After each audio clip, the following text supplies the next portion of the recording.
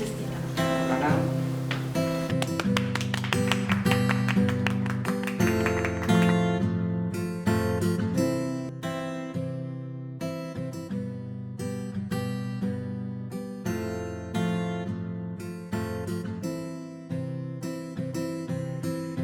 Lepo pozdravljeni na današnjem pogovoru o podelitvi Sovretove nagrade, ki jo za leto 2020 prejme prevajalka Aleksandra Rekar za prevod romana Miljenka Jergoviča Rodbina.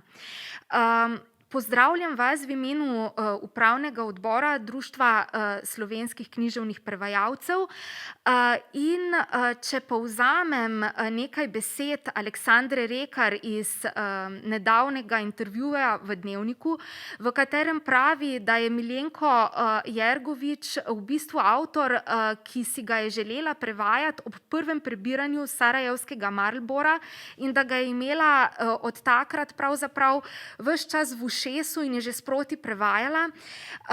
In tako je v bistvu Miljenko Jergovič postal pravzaprav prvi in veliki paradni avtor prevajalskega opusa, književnega, torej leposlovnega opusa Aleksandre Rekar. In nekako, ko se združi dobra prevajalka z dobrim avtorjem in ko ta avtor ustvari knjigo, ki jo hrvaška založba Fraktura imenuje Opus Magnum Miljenka Jergoviča, in ko ga ta ista založba na svojih straneh imenuje v bistvu Iva Andrića našega časa, najbrž dobimo prav to kongenialno kombinacijo, ki je pri nas prinesla prevajalki Aleksandri Rekar Sovretovo nagrado za letošnje leto. In predno se nam na odru pridruži Aleksandra Rekar z moderatorjem tega dogodka, Iztokom Ilcem, ki je prav tako letošnji nominiranec za Sovretovo nagrado, pa pozdravljam na odru Sašo Jerele, članico Komisije za nagrade in priznanja pri Društvu slovenskih književnih prevajalcev, ki jo sestavljajo Matej Hriberšek, predsednik, Vasja Bratina, Zana Koncut, Damjan Zorc in Saša Jerele, ki bo prebrala utemeljitev komisije. Hvala, Tanja. Utemeljitev Komisije za nagrade in priznanja Društva slovenskih književnih prevajalcev glede izbora Aleksandre Rekar za Sovretovo nagrajenko za leto 2020. Aleksandra Rekar je s prevodom rodbine Miljenka Jergoviča z veliko mero jezikovnega posluha slovenskemu bralstvu približala eno najodmevnejših del, ki so v zadnjih 30 letih nastala na tleh nekdanje skupne države. Jergovičev roman, ki je bil leta 2015 ovenčan z Njegoševo nagrado, prinaša epski preplet številnih manjših in večjih dogodkov v različnih zgodovinskih dobah, predvsem pa ljudi in njihovih usod. Kot kronika se posveča povsem zasebnemu okolju širše družine. Veliko se ukvarja tudi z javnim življenjem v različnih miljejih, obenem pa je odsev različnih obdobij, ki jih skozenj spoznavamo. Vseskozi ga preveva nadih tragičnosti, vanj pa so vključeni tudi svetlejši momenti. Prepletajo se tragične in bridke, a tudi zabavne, ter tu in tam celo nekoliko bizarne epizode. Zgodba prehaja od povsem stvarnih opisov zgodovinskih in rodbinskih epizod do osebnih razmišljanj in odlomkov, kjer se avtor giblje na meji fiktivnega ali jo celo prestopa. Slikoviti in stvarni opisi oseb, krajev in dogodkov, ki se prepletajo z osebnimi razmišljanji in dramatično zasnovanimi epizodami življenja avtorjeve družine in njenih članov, bralcu približujejo podobo najprej Avstro-Ogrske monarhije, nato nekdanje skupne države in ga končno pripeljejo do polpreteklega zgodovinskega dogajanja.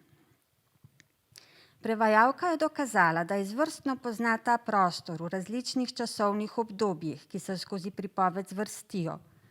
pa tudi različne kulturne, družbene in politične svetove, ki v njej zaživijo. Sodelovanje z avtorjem je pustilo viden pečat. Prevod je natančen, suveren. Prevodne rešitve so posrečene tako v pripovednih delih kot v monologih in dialogih. Jergovičev jezik, ki ga pogosto zaznamuje prav posebna poetika, je izrazno in slogovno virtuozno poustvarjen. Pogosto je tak, kakršna so njegova razmišljanja, brezkompromisen ter z močnim osebnim in čustvenim nabojem. Prevod Aleksandre Rekar je dodelan in izčiščen, slogovno raznovrsten in bogat, duh izvirnika je ohranjen v vseh svojih mnogoterih niansah. Prevajalka pa je vanj tudi pretanjeno vpletla besedišča raznolikih kulturnih in socialnih izvorov.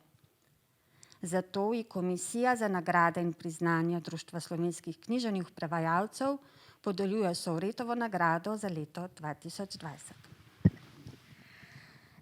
Še enkrat iskrene čestitke v imenu Društva slovenskih književnih prevajalcev Aleksandri Rekar za to našo najstarejšo stanovsko nagrado, Sovretovo nagrado, torej za roman Rodbina Miljenka Jergoviča, ki je v slovenskem prevodu izšel pri založbi Sanje in hkrati tudi mi, društveniki, kako naj rečem, vabimo k prebiranju knjige, ki je tukaj, ki jo vidite tudi tukaj na mizici.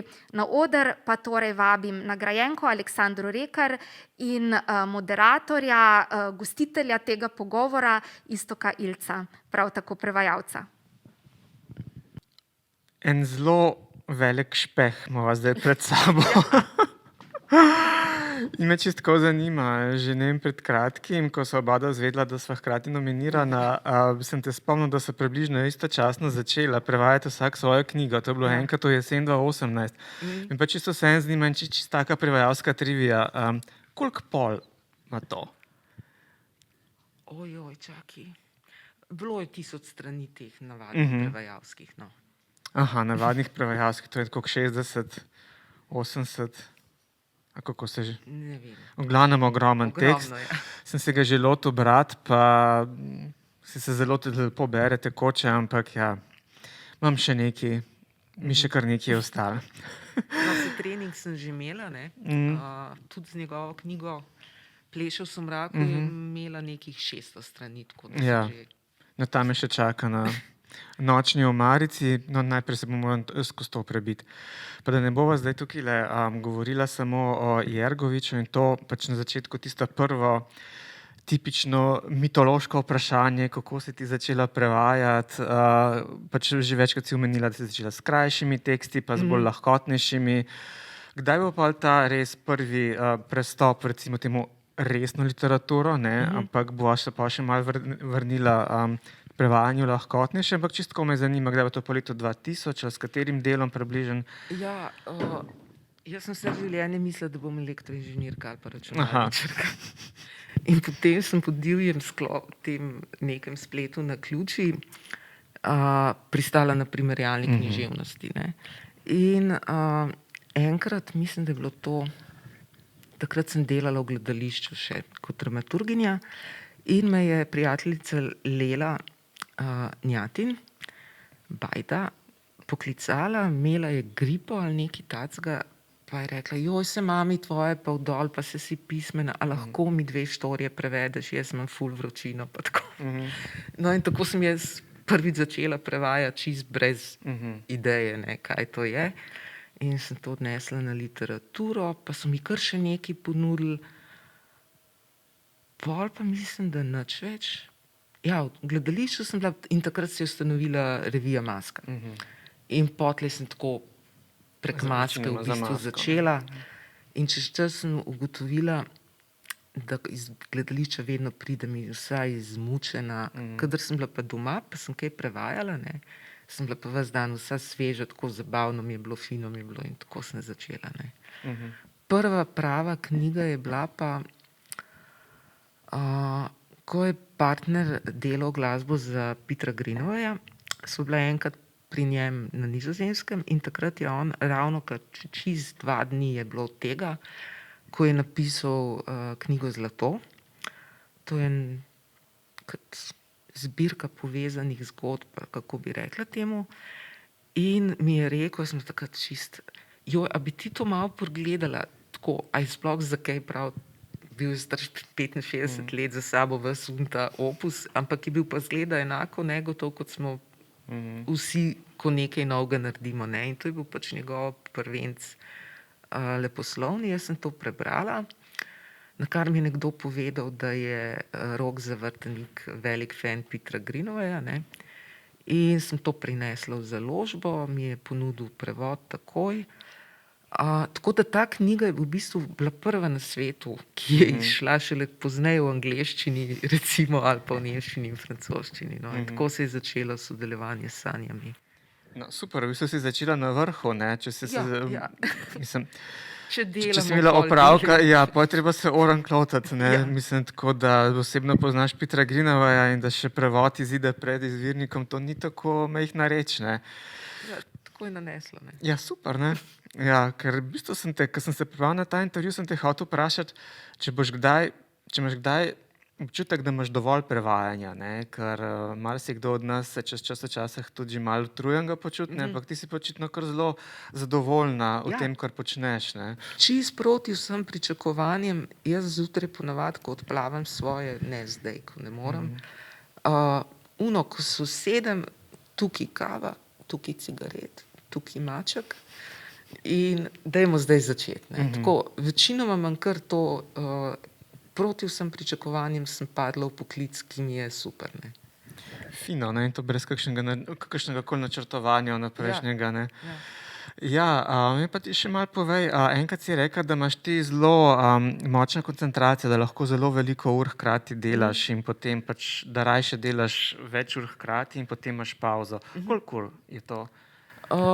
Sej običajno se držim teh 8-9, ampak če je pa dober dan, tako bom rekla, izkoristim, kadar je. Kadar je dober dan, takrat bom terala, dokler gre. Ne? Če je pa slab dan, pa mogoče po 2 urah neham, pa ga zabijem brez veze, ne, berem ali pa grem na internet ali pač ven, karkoli. Ne. Drugače pa lahko tudi 12-13 ur sem lahko v popolni koncentraciji, je pa dovolj 3 telefoni, da me ven vrže. Tako moram res imeti mir in tudi zato raje med vikendi delam, ko imam telefonov pa tega. Ne. Pa te nič ne začne boleti? Rame, pa ne vem, hrbet, pa roke. Pa. Mogoče zato, ko vsak dan plavam. Pa. No, to je tudi zelo dober nasvet za druge prevajalce, v glavnem plavajmo. Zelo veliko. Nives Vidrih, ona je taka plavalka. Ne, pa, Lijana je tudi plavalka. Ne? Ja, super, pa vse zelo dobro in veliko delate. Ne? Kar pa mene recimo tako zanima, da bova malo bolj razrahljala ta resnobni prevajalski svet. Ti si že večkrat govorila in večkrat ponavljaš, da ko prevajaš Jergoviča, da sta pač v rednih stikih, pa to. Pa me čisto konkretno zanima, kako to zgleda. Imaš njegovo telefonsko številko ali prek maila? Mail pa telefon, s tem, da veliko več po mailu odnosu, skoraj vse po mailu. To se je začelo pri zgodovinski čitanki, ki jo je. Tam je bil en problem. To so bile kolumne, ki so izhajale enkrat na teden v Slobodni Dalmaciji. Se mi zdi, in to je bilo napisano na hitro, Udriga v sredo zvečer, napisano v četrtek zunaj, lektorirano ali ne. In ko je ta knjiga, ko je to šlo v knjižno izdajo, je padlo pač v en nesrečen proces, da so to samo vrgli v knjigo in se s tem nihče ni tega prebral in tako ne. Ko sem pa jaz delala to, ne, je bil pa prvič čas za eno poglobljeno branje in pol seveda so bile kakšne napakce pa tako ne. In ti na začetku se pač treseš, pa avtor pa tako ne, in sem ga zelo tako previdno za par stvari. In tam je bilo res veliko napak. No. In skozi to je pravzaprav to sploh nastalo, da sva midva toliko mogoče bolj povezana kot sicer, ne. Prej se nista poznala? Ne. ravno skozi te napakce v zgodovinski čitanki. Ne. Pa ti ni nič zameril, ker pač prevajalci vse vidimo, pa vse napake. Ne. Sem že imela eno izkušnjo kar slabo za zvezdniško teoretičarko. In tam je bilo Marini Abramovič in je bilo Napak je Margoleva. In potem sem jaz, ker sem vedela, da bo ista knjiga išla še pri Oxford Pressu čez nekaj mesecev, ne, sem zelo dobronamerno, ne, tako pa zelo prijazen mail napisala ves. In pač, da mogoče tale podatek pač ni tak, pa tale tak. In mi je ženska odgovorila v enem stavku mind your own business, ne. Mislim, lahko je bila vsaj hvaležna, da se ta knjiga prevaja, naprimer, ne pa da nekdo opozoril na napako. Pač, zato sem zelo tresočo roko tudi Jerkoviču pisala. Je pa hecno bilo tam. V prvi izdaji jaz sem popravljala imena zakotnih bosanskih nogometašev, ker se na šport, veliko spremljam šport, ne. Na koncu sem pa pustila tako napako. Namreč on je napisal, da je na olimpijskih igrah naš smučar zmagal, da je zmagal v slalomu, čeprav je bila pa srebrna medalja v super veleslalomu, v veleslalomu. V glavnem to sladijo sem jaz not pustila, ne. In prva stvar, ki jo narediš, ko pride knjiga iz tiskarne, takole odpreš, enkrat pa zapreš, ne. In vedno tam vidiš napako. Ja, sem ti napake nisi ti naredila, je bila že noter v izvirniku. Ja, bila je že noter, ampak vsem se slabo počutiš, če 30 drugih napak vidiš tiste, ki se pa nanašajo na Slovenijo, pa ne. To so te prevajalske slepe pege, ne? Ja, in k sreči se je zgodil pol to, da je bila knjiga ekspresno razprodana in ponatisnjena in smo lahko vsaj popravili. No, super, no. Vsaj ena srečna zgodba, ki se lahko reši s ponatisom, ne? Vsi nekako imamo v mislih, ja, no, se če bo pa ponatis, ne bomo pa še kaj popravili, ampak do tega v našem prostoru nikoli ne pride, če pa že pride, pa dostikrat daje to kar direkt v tiskarno, pa bojo že, ne. Ko sem jaz pregledoval tvoj opus, ne, pač najprej tipkaš avtorjev Kobis in vrže ven pač ogromno enih zadetkov, pač tukaj noca tudi elektronske zdaj pa, ampak kakorkoli zadeva vse impresivna, ne, tudi če to prečistimo, ampak kar me pa v bistvu tako malo preseneta, ne, da imaš v bistvu ti zelo impresiven opus prevajanja humanističnih besedil. To imaš same neke kultne naslove, ne vem, če samo naštejem Naomi Klein Nov logo, Aleksej Monro Pluralni monolit, Chantal Mouffe Agonistika, Andrej Lepekić Čepajoči ples, Mark Franko Plesati modernizem, plezati politiko. Okay, to so kultne knjige za neko področje, ne? Mogoče širša javnost ne pozna to, ampak vendarle, ne vem, Andrew Huey, družbena koreografija, Amelia Jones, body art in tako naprej, ne. Se pravi, pač ti si tako prevajala, študirala primerjalno književnost, tako da je pač malo lažje vstopati sociologijo kulture, pa malo lažje vstopati pol tudi v to snov, ne, ampak zanimiv je ta opus teoretskih knjig z področja sodobnega plesa. Kako te pa to pritegnilo? A te je to tudi Emil Hrvatin oziroma Janez Janša direktno? To so vse knjige, ki nisem jih jaz prenesla. Ki nekaj tudi za Emanace mi zdi, ne, bilo prevedeno. Tako je, jaz sem tam v založbi Maska in Fikus, imam občutek, ne. Tako prišla se, dal so me v kot in skozi me zalivajo po malem, ne. Uredniki se menjajo, direktorji se menjajo, računovodkinje se menjajo. Ti pa cvetiš. Jaz pa kar nekaj tam ustajam, ne. Ti pa vsakič poženeš nov list vsako leto ali dve, ne. Tako nekako, ja. V glavnem, to enostavno kar, ne vem, podedujejo me uredniki zgleda in pol, ne vem, kar delam za njih. Zdaj je super urednik tam, Grega Moder. Sva se super ujela, tako, on je pa urednik tiste stare šole, ne, res.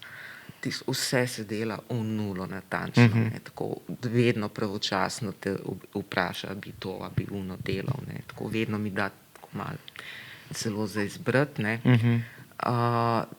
Pravočasno dobim knjigo v rok, je tak, da se res vse naredim, bena faza ne izpade, vidiš, da je urednik res urednikoval, ne, ker je danes pač malo bolj redko, ne. v glavnem vse faze grejo tako, kot morajo iti. In to je en od razlogov, da rada delam gimnastiko. Ja, to je zelo prijetno je delati z nekom, ki pač res skrbi za knjigo, pa ki se spomne nate in te pač zaliva kot fikus. Ne? Mislim, da bi vsi radi imeli kakšno tako založbico za svojim hrbtom. Ampak v bistvu si pa ti začela, pa v bistvu to ne vem, zakaj bi bilo to sploh kakorkoli slabše obravnavano, bolj z lahkotno literaturo in večkrat so se pogovarjali in ti si omenila, da se ti zdi največja napaka, ne? Da se v bistvu zanemarja kakovostno prevajanje ravno pri tej literaturi, ki je pač najbolj brana. Ne? Da bi v resnici moralo biti ravno obratno, ne ravno obratno, ampak da bi moralo veljati enako kot recimo za tako imenovano resno literaturo, ker v bistvu s tem vzgajamo bralce in čut za jezik, če pazimo pač pri teh prevodih. Ne? Ja, se to je ravno iz tega drugega razloga, ne? Oziroma iz osebne izkušnje. Ne? Kot Smrkovec pač požiraš knjige takšne in drugačne, vmes tudi ta žanrske, pa vse to. Ne? In recimo, jaz vse, kar vem o jeziku, ne, vem skozi branje, ker sem kreten za slovnico. Enostavno jaz več, to je stvar, ki jaz ne razumem. Konc, ne morem se jo naučiti, nič.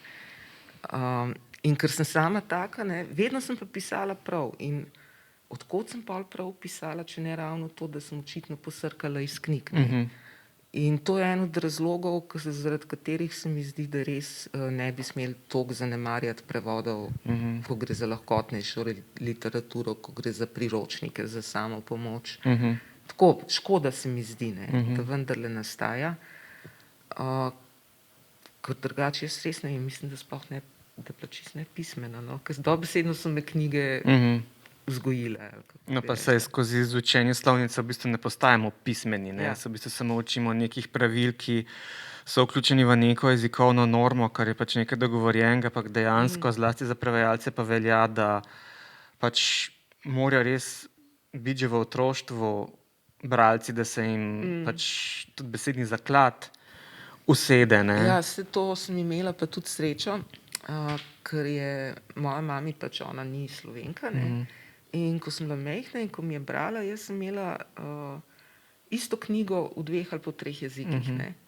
Pa nikoli mi ni nič razlagala, ampak kar tako malo brala, pa pogovarjala sva se pa tako. V glavnem to se mi zdi, da je bilo zelo nekako koristno, ne? Ker po eni strani je hotela pač valjda, ker smo doma govorili izključno slovensko, da pač da slovensko bi govorila, kakor je treba. Tako, po drugi strani pa pač ni hotela, da pa ne bi znala njenega jezika. Ne? In tako s temi, pa včasih bila še angleška različica zraven. Ne? Se ti zdi, da ta dvojezičnost, ki meni je zanimivo, kako poteka zlasti literarno prevajanje pri teh, ki so naravno dvojezični. Mislim, kakšni procesi so to v možganih sploh zgodijo? Ali lahko pride do kakšnih neželenih ali nehotenih interferenc? Ali se to da absolutno ločati? Ne, to kako ne rečem, to ti je tako samoumevno, da niti ne veš, ne? Tako nekaj čist. Tako kot se tudi kot otrok potopiš v drug jezik, recimo greš na počitnice tja, ne, priješ nazaj, ne znaš slovensko, greš tja, skozi nekaj pozabljaš, ne, ampak da bi rekla, da je to kakšen, ne. Slovar rabaš? Se zgodi za turcizme. Za turcizme, ja. Drugače ne. Ja, turcizmi to pa nimaš kaj, ne. To pa vedno frka malo. Kaj pa recimo, če primerjaš ta svoj prevodni opus iz angleščine pa hrvaškega? Mislim, a je to kakšna razlika pri tebi pri samem prevajalskem delu ali je postopek enak? Enak, tako bom rekla, hecno je, no, da včasih malo preveč zlahka jemljemo te prevode iz sorodnih jezikov, ne. Ker vidim, da ja, mogoče nekaj hitreje naredim, ne, večinoma zelo hitro lahko, ne, ampak po drugi strani imaš pa ene druge probleme, ne, pa bolj se zavedaš recimo nians, kakor se jih mogoče pri angleščini, ne, in pa imaš vedno občutek, da nisi čisto, kar si hotel, ker točno, čutiš, kaj ta beseda je in to, kar imaš v slovenščini nabor, pa ni ta prav. Tako, več je tega nezadovoljstva pravzaprav. Ja, ena znanka je že pred leti rekla, da, v bistvu, da če prevajaš iz teh južnoslovanskih jezikov, je tako, kot da bi si, ne vem, neko smrtno pogodbo podpisal, ker lahko se vsak vtakne v to, ker se en toliko blizu, da vse en toliko razumemo, da zelo hitro najdemo napako, ali pa tudi ne. Vse to se tudi, mogoče tudi malo precenjujemo te sposobnosti. Je pa tudi prednost, recimo, ker Jergovič dobro govori oziroma razume popolnoma v nulo slovenščino in je super potem, kadar je kakšna zadrega, včasih pač vemo, da se vsega ne da idealno prevesti in pol imaš kakšne variante in je super, ker imaš tam avtorja, ki ti lahko pač pove, kaj je najbližje temu, kar je mislil, čeprav je mogoče majčkeno drugačno, ali pa odstopa od izvirnika, je pa to ena velika prednost. In pa se kdaj kaj vtakne, tako naredi proti tebi? Niti enkrat se ni zanimivo. Ja. Tako zelo je prijazen človek. Je super, jaz nimam toliko veliko stikov z avtorji, ki jih prevajam, ampak sem dobil občutek, da je njim že to fino, da se sploh njihova knjiga prevaja v katerikoli jezik, da je sploh prevajalec ali prevajalka iz te množice knjig, ki so na voljo, izbral njega in ravno njegovo knjigo, tako da dostikrat dajo kar proste roke, ker približno razložijo, pa rečejo, naredite po svoje. Samo zelo zanimiva izkušnja, sicer ni bila neposredna, ravno ko sem prevajal svojo knjigo, za katero sem bil nominiran, da je avtorica zelo tesno sodelovala s svojo angleško prevajalko in je poslala ogromno enega materiala, pač angleški prevod z opombami in je izvirnik z opombami. In očitno je pisala prav zame, ker ta knjiga ni bila tako veliko prevajana, posebej je rekla, tukaj sem hotela povedati to, pa to, ampak naredite po svoje. To se mi zdi tako fino, da tak dober občutek se mi je zdel. Ampak ti ne prevajaš samo humanistike, ne prevajaš samo beletristike, si tudi prevedla Čarobno goro po predlogi oziroma po dramatizaciji Katarine Pejović pa Branislava Nušiča pred kratkim. Imaš še kakšno naročila za prihodnost? Dramatike ne. Dramatike ne. To mi pade tako vsakih nekaj let od nekod poleti, ampak tako ni mi pa to neka primarna, ampak mi je pa fajn delati, kaj spet malo drugačno. Tam pa predvsem govoriš med prevajanjem ves čas, ker moraš paziti na igralce. Tako da včasih, recimo, ko imaš na izbiro 2 sopomenki, greš raje v to, da se lepo izgovori, da se njemu ne bo zatikati. Pač to moraš imeti skozi nekako v mislih. Pa si kaj sodelovala pa še ne vem, kdo bil dramaturg ali dramaturginja ali pa režiserjem? Ne, kot prevajalka, ne prej, ko sem bila dramaturginja, tam si skozi. Greš mogoče na par vaj, da se vidijo, kje probleme igralci, ne. Pol pa, kako je to delo za mizo upravljeno, pa nimaš več kaj zraven sveta. Ja, ker včasih dramaturginji in režiserji tudi potem dokaj lahko tudi posegajo v prevod in v tekst, ampak to je pač nek drug pristop do teksta, kot je v literaturi. Oni to rabijo za svojo vizijo, da se jim sklada. Se zgodi, da te kdo vpraša, jaz bi pa tukaj raj mogoče tole bi črtal, pa a bi lahko mogoče tukaj šli majčkeno ostrej, recimo. In pol rečeš, kaj pa češ, ne. Sploh, če se spomniš, da si bila sama dramaturginja, veš, in pol rečeš, pa se jaz tudi ne gnavlja tam ne prevajalke. Ampak a ti je fino prevajati dialoge? V redu. Mislim, vsaj to, kar sem dobila do zdaj za delati, mi je bilo dosti všeč. Bilo je pa zanimivo pri Čarobni gori, da sem jo dobila v prevod, to se ne vem, je Katarina to povedala Igorju Samoboru, ali kako je že bilo. Skratka je rekel, da bolj idealne prevajalke pa ne bi mogli biti, pa ne zato, ker bi bila jaz zdaj taka blazna prevajalka, ampak zato, ker sem otrok 2 ljudi s tuberkulozo, ki sta se srečala v sanatoriju, za pljučne bolezni na Golniku. Pa se kaj to pisalo, genetski kod, da si primerna prevajalka za Čarobno goro?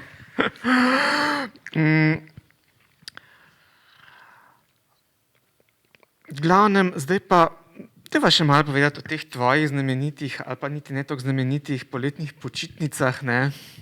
A v počitnicah je prav. Ja, Imamo pač tudi 3 mesece ne pelješ, so Dva, odklopljena, 2 meseca ne pelješ, so odklopljena od vsega sveta. Kako ti to sploh rata, da se lahko popolnoma odklopiš po recimo jeseni in zimi in pomladi intenzivnega dela? Saj sem jeseni dol, september. Ja. Jaz sem zelo, tako kot rada delam v velikih paketih, tudi dopustujem rada v paketih.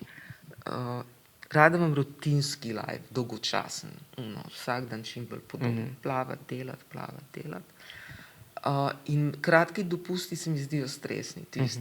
Moram splanirati, moram se spakirati tokrat za 2 meseca, ne moram se odpeljati, potem sem tam en dan, 2 in teden, glih v enem tednu se navadiš samo v miru, pa počasi kavo spiti, šele kaj drugega.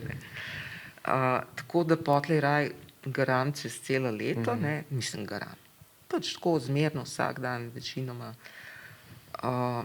In tudi, če se šteješ, ne, koliko imajo ljudje, ki so v službi enih prostih dni, ne, vse vikende imajo, vse praznike imajo, otrok, ki jih ne parkrat, pa imajo že lahko kakšen dan bolniške, ne. In ko vse to se šteješ, ne, nimaš več prav nobene slabe vesti za 2 meseca, ker natanko toliko se nabere, ne.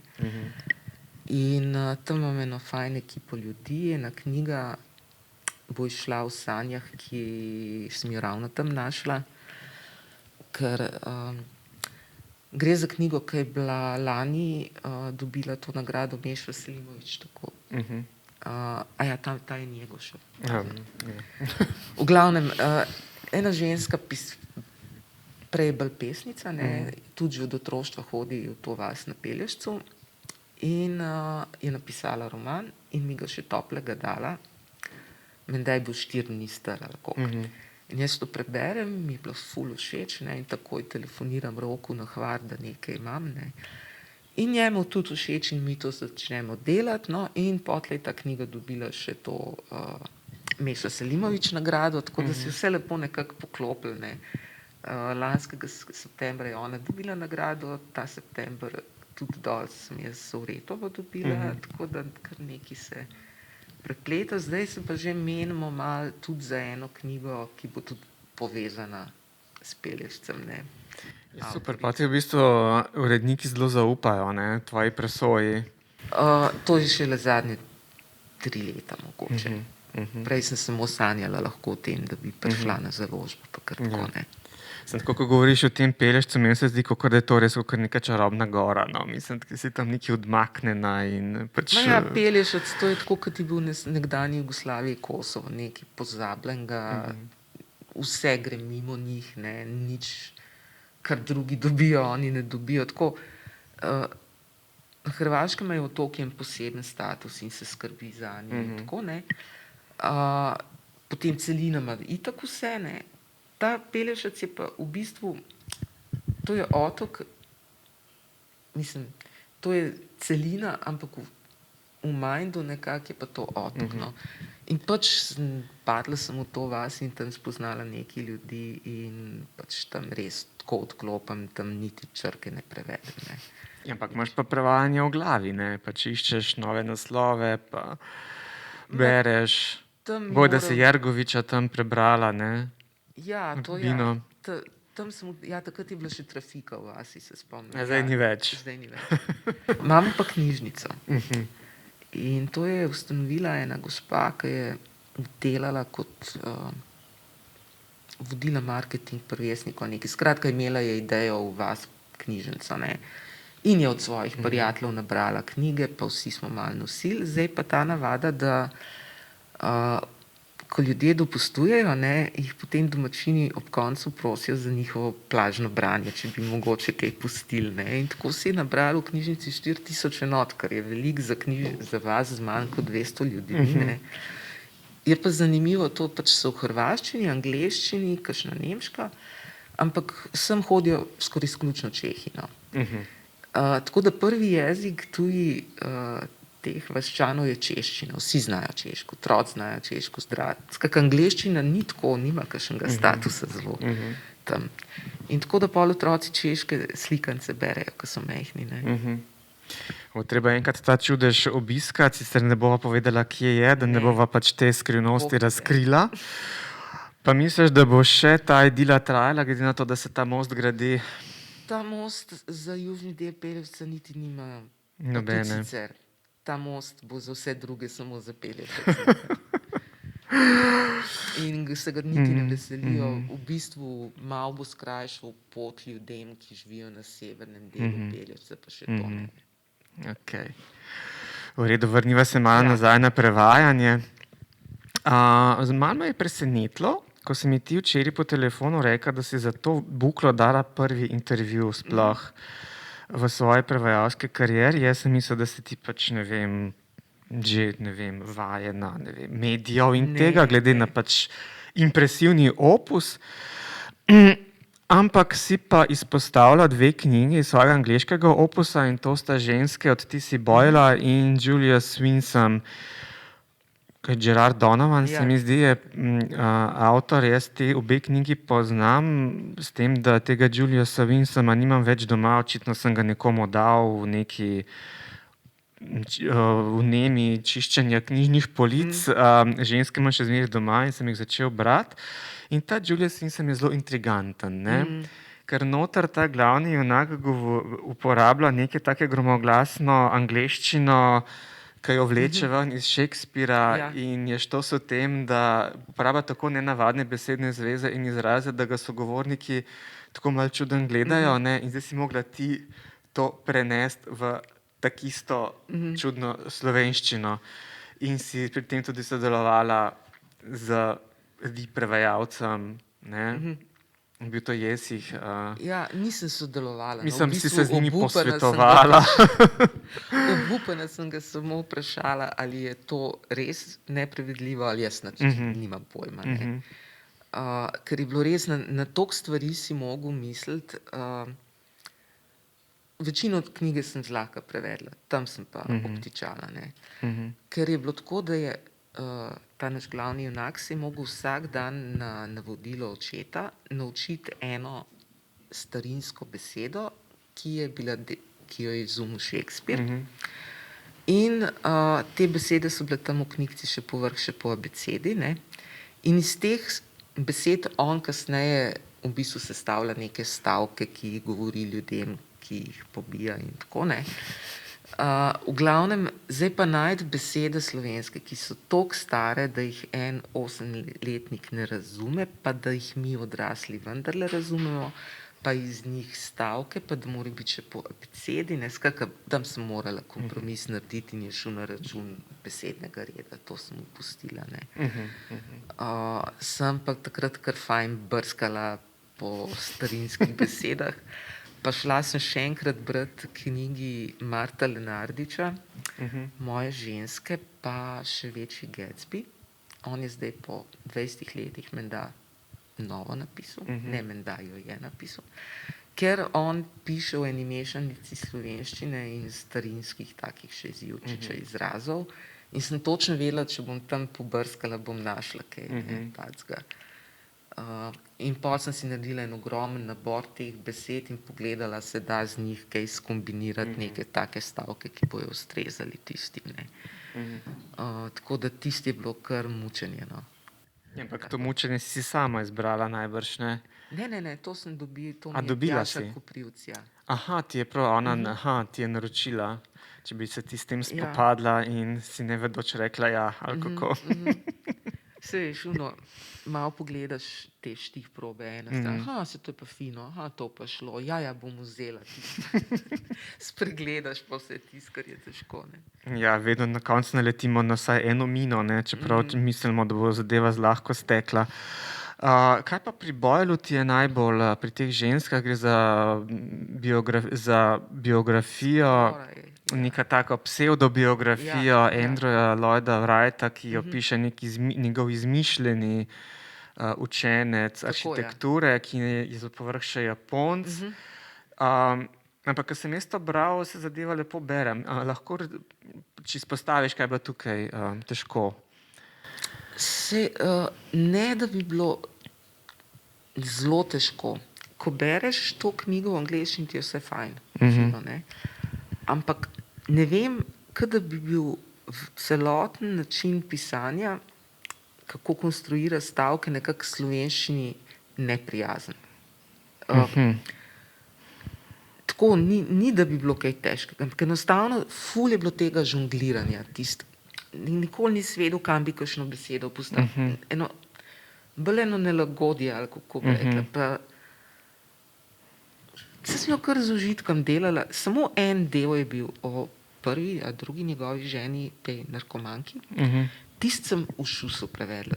In točno ta del knjige je drugače napisan. Ostalo pa, se pravi, nobenih konkretnih težav, ne z razumevanjem, ne z ničemer, ni kakšnih fint noter takih. Se pravi, ton si lovila, ne, po domač povedanja, da ne bi zadeva izpadla kot suhomontažna gradnja, ne, kakor smo se včeraj malo nekaj heca doma. Zdaj pa, da bova še to, počasi ta pogovor še sklenila z zadnjo zvrstjo, s katero si se spopadla, to je poezija, ne. Kako si pa v to uletela, čisto mislim, ni treba zdaj zelo poglobljeno. Na Marka Tomaša me je Rok opozoril, tudi Zavrtanik, in mi je bilo všeč, pa me pa povabil in sem zelo tehtala, ker to ni moje področje, enostavno nisem za to. Ampak to spet ni taka poezija, ki bi rekel, da pa res moraš biti sam pesnik skoraj, ali pa kaj takega, da moraš zelo prepesnjevati, sploh ni tega. To so stvaren jezik, ne, tako. Tako da sem pač naredila še kar z užitkom, ampak enostavno nisem prevajalka za poezijo. In če lahko samo podelim svojo izkušnjo, jaz sem več tega Tanikao prevajal in tudi ni zdaj iz jezikovnega stališča ni zdaj tako zelo zahtevno, ampak sem ugotovil, da kar rabiš za poezijo je v bistvu čas, ne.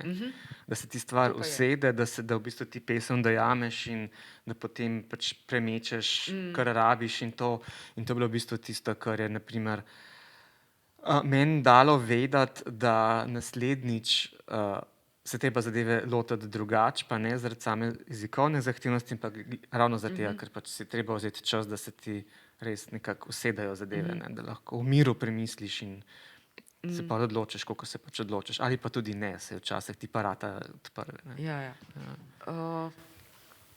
Jaz mislim, dosti hitro sem naredila, imela sem pa s prve, ne. Potem sem pa sreč imela čas tisti, da je mehno lahko odležalo nekaj mesecev. No, in to je pa luksus, ki je zelo redek. Ne. In takrat sem pa precej popravila, mislim, drobni popravki, ki lahko zelo veliko naredijo. No, tega je bilo več. Drugače pa to nisem jaz. No, Aleksandra. To pa še pa kul, ne, mislim, fajn pesmi so in kakorkoli sej slovenskemu bralstvu si že veliko dala, no, če smo tako malo baročni, ne, ker pač dajemo za nacionalni interes, ne, svoje delo, v glavnem pač treba bo še marsikaj prebrati, kar si naredila, ne, ker že tale cegu ti pobere veliko dni, ne, ampak se splača, ker je knjiga zelo bogata, in z esejističnimi vstavki in zgodovinskim orisom, ne, ta freska, ne, kar pač radi rečemo, da pisatelji rišejo zgodovinske freske. Skratka, čestitam za Sovretovo nagrado, zahvaljujem se ti v osebnem imenu in tudi v imenu širšega bralstva, tako ljubitelja beletristike in tudi humanističnih besedil, za vse tvoje garaško in natančno delo. Hvala.